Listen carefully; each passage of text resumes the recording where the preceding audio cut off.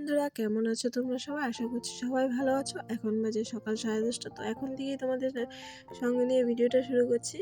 তো আজকে একটা ছোট্ট পিচকু ভিডিও দিব, তোমরা প্লিজ অ্যাডজাস্ট করে দেখে নিও।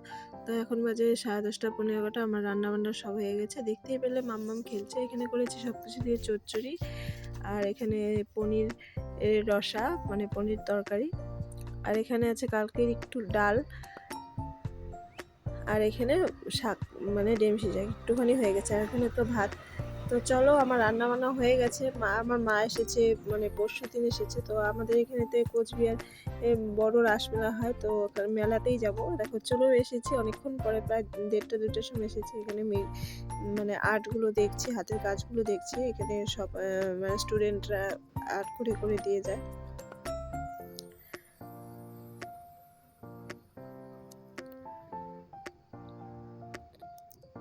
দেখো কি সুন্দর, এক একটা দেখলে মনে হয় তাকিয়ে থাকতে ইচ্ছা করে, এত সুন্দর হাতের কাজ। আর এই তো আমাদের মদনমোহন ঠাকুর।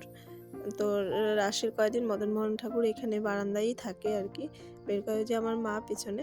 তো সামনে ও ঠাম্মি আর দিদুন আছে। তারপরে মেলা ঠেলা ঘুরে বাড়ি যাওয়ার সময় যে মাম্মা মেজে গাড়িগুলোয় উঠছে, সেই মজা করেছে ও উঠে।